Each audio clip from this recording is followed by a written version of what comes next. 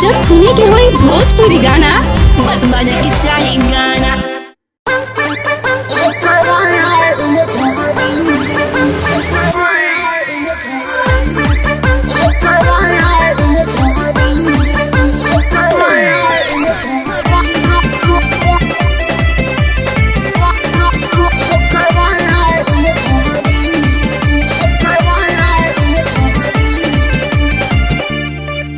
आज हवे सुहाग वाली रतिया हो, पहिला पहिला मुलाकातिया हो।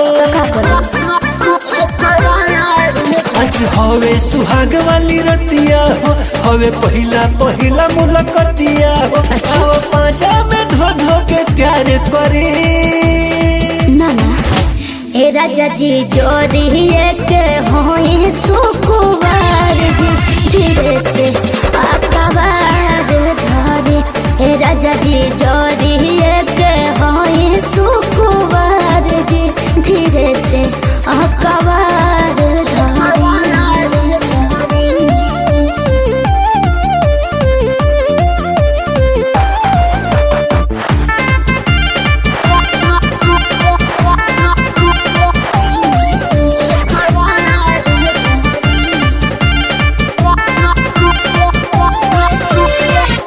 नाक के नथिया हटावे दो ये धान हो।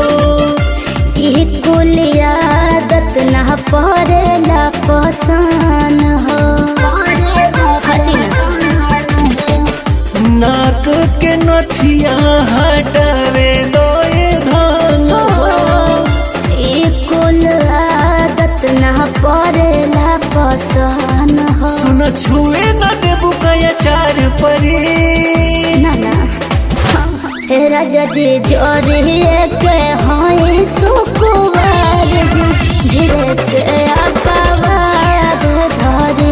कि राजा जी जोरी के होई सुकुवार जी धीरे से आकावार धरे।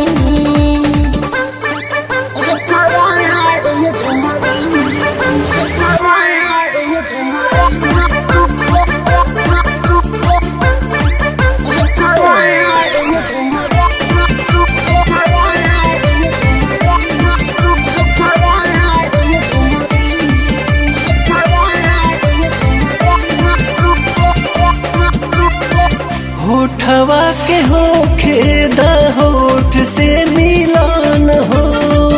ऐसे बेसी ममिला बढ़ावा आज जान हो।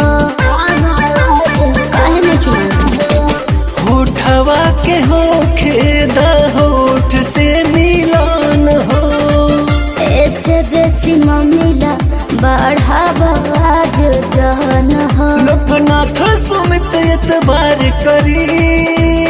अच्छा ए राजा जी जोरी के होई सुकुवार जी धीरे से आकावार धरे। हे राजा जी जोरी के होई सुकुवार जी धीरे से आकावार धरे।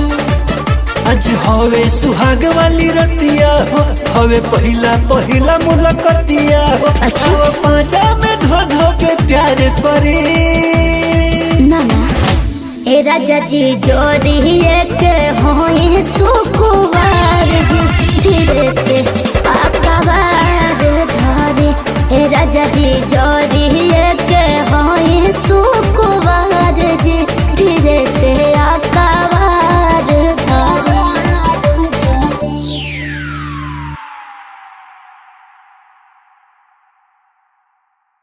पांचा में धो धो के प्यार करे नाना ए राजा जी जोरी के होई सुकुवार जी धीरे से आकावार